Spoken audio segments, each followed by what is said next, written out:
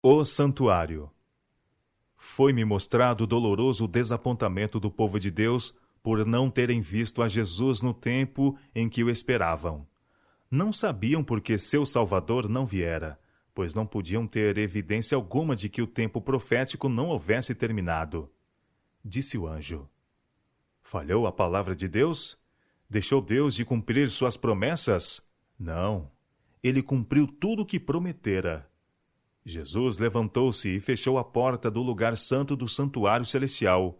Abriu uma porta para o lugar santíssimo e entrou ali para purificar o santuário. Todos os que pacientemente esperarem compreenderão o mistério. O homem errou, mas não houve engano da parte de Deus. Tudo que Deus prometeu foi cumprido. Mas o homem erroneamente acreditou que a terra era o santuário a ser purificado no fim do período profético. Foi a expectativa do homem, não a promessa de Deus, o que falhou. Jesus enviou seus anjos para guiar ao lugar santíssimo a mente dos que foram desapontados, lugar aquele a que ele tinha ido a fim de purificar o santuário e fazer uma obra especial de expiação por Israel. Jesus disse aos anjos que todos os que o achassem compreenderiam a obra que ele deveria realizar. Vi que enquanto Jesus estivesse no lugar santíssimo, desposaria a nova Jerusalém, e depois que sua obra se cumprisse no Santo dos Santos, desceria à terra, com real poder, e tomaria para si os que, preciosos à sua vista, haviam pacientemente esperado pela sua volta. Foi-me mostrado que teve lugar no céu, no final do período profético, em 1844. Terminado Jesus seu ministério no lugar santo e fechado a porta daquele compartimento, grande treva baixou sobre aqueles que tinham ouvido e rejeitado as mensagens de sua vinda, e o perderam de vista. Jesus então envergou vestes preciosas. Na extremidade inferior de suas vestes havia uma campainha e uma romã, uma campainha e uma romã. Um peitoral de confecção curiosa estava suspenso de seus ombros. Movendo-se ele, luzia como diamantes, avolumando letras que pareciam semelhantes a nomes escritos ou gravados no peitoral. Sobre a cabeça trazia algo que tinha a aparência de uma coroa.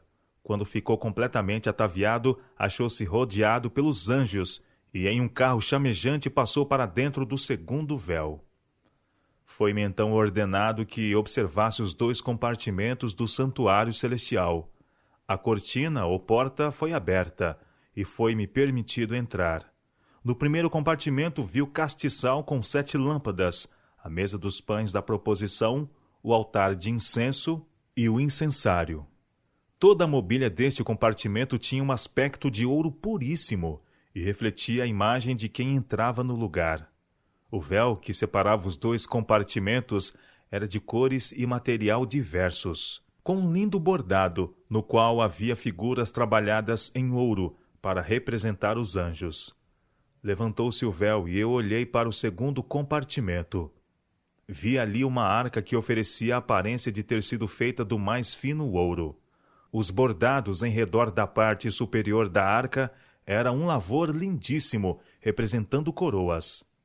Na arca havia tábuas de pedra contendo os 10 mandamentos. 2 lindos querubins, um em cada extremidade da arca, achavam-se com suas asas estendidas por sobre ela, e tocando uma na outra por cima da cabeça de Jesus, estando ele diante do propiciatório. Seus rostos estavam voltados um para o outro, e olhando abaixo para a arca, representando toda a hoste angélica a olhar com interesse para a lei de Deus. Entre os querubins havia um incensário de ouro, e subindo a Jesus as orações dos santos, oferecidas pela fé, e apresentando-as ele a seu Pai, uma nuvem de fragrância subia do incenso, assemelhando-se a fumo das mais lindas cores. Por sobre o lugar em que Jesus se achava, diante da arca, havia uma glória extraordinariamente brilhante, para a qual não podia olhar. Parecia-se com o trono de Deus. Subindo o incenso para o Pai, a excelente glória vinha do trono a Jesus, e dele se derramava sobre aqueles cujas orações tinham subido como suave incenso. Sobre Jesus derramou-se luz, em grande abundância, e projetou-se sobre o propiciatório. e o acompanhamento daquela glória encheu o templo. Não pude olhar muito tempo para o brilho insuperável. Nenhuma linguagem o pode descrever. Fiquei vencida e desviei-me da majestade e glória daquela cena. Foi-me também mostrado um santuário sobre a terra, contendo 2 compartimentos.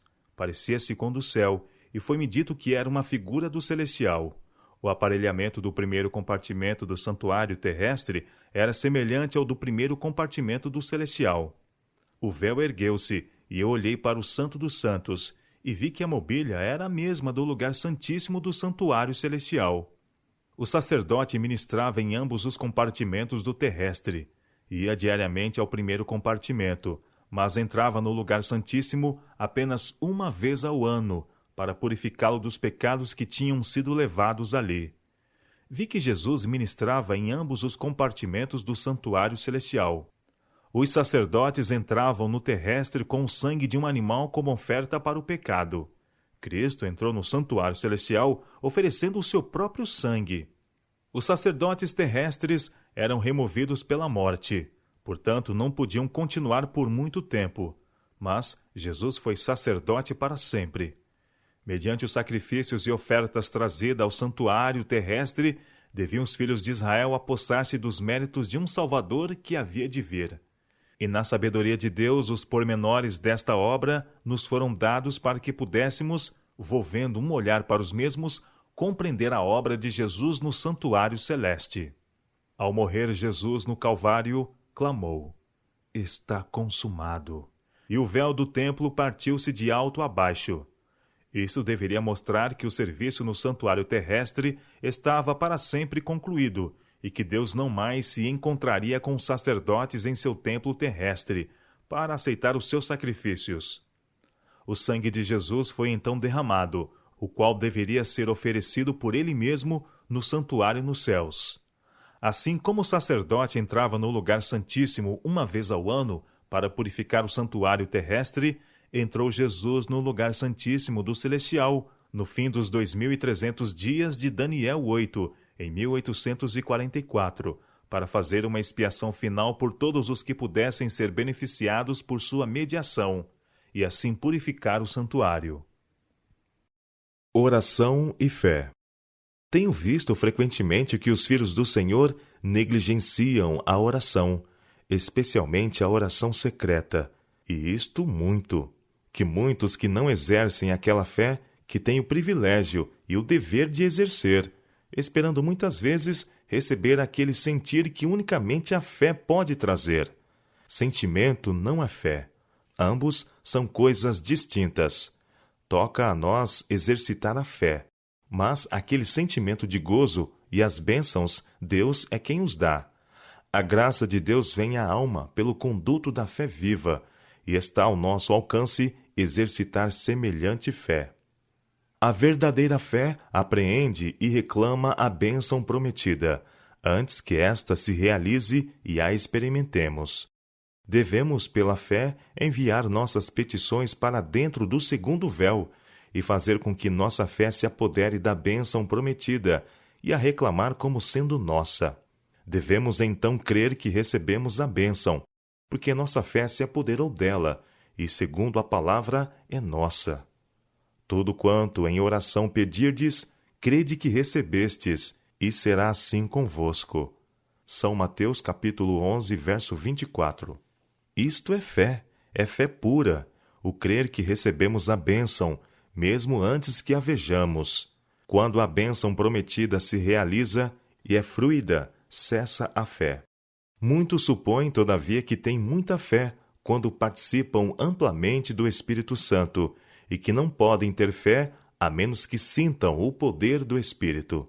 Tais pessoas confundem a fé com as bênçãos que a acompanham. O tempo em que propriamente deveríamos exercer a fé é aquele em que nos sentimos privados do Espírito.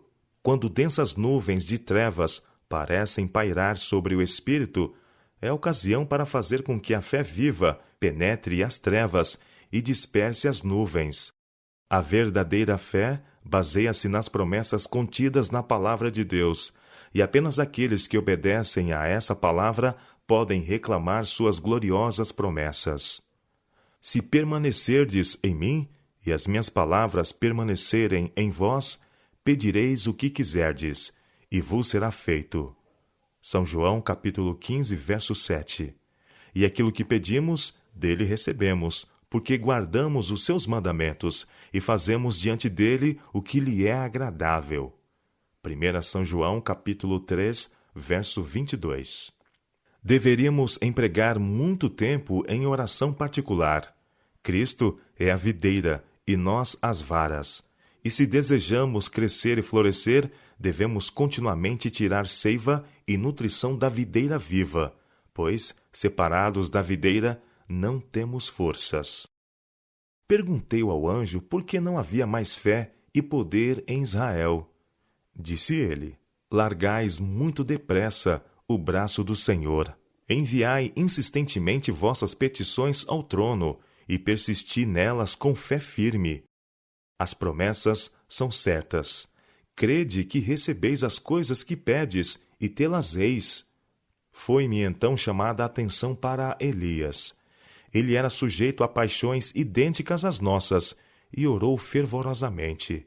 Sua fé resistiu à prova. 7 vezes orou perante o Senhor e finalmente viu a nuvenzinha. Vi que havíamos duvidado das seguras promessas e ofendido o Salvador pela nossa falta de fé. Disse o anjo: cingi a armadura e, sobretudo, tomai o escudo da fé, pois isto resguardará o coração, a própria vida, dos dardos inflamados do maligno. Se o inimigo puder levar os desanimados a desviar de Jesus os olhos, a olhar para si mesmos e ocupar-se com sua própria indignidade, em vez de considerar a dignidade de Jesus, seu amor, seus méritos e sua grande misericórdia, ele lhes tirará o escudo da fé e alcançará seu objetivo. E eles ficarão expostos às suas terríveis tentações. Os fracos, portanto, deverão olhar para Jesus e crer nele. Então, exercitarão a fé.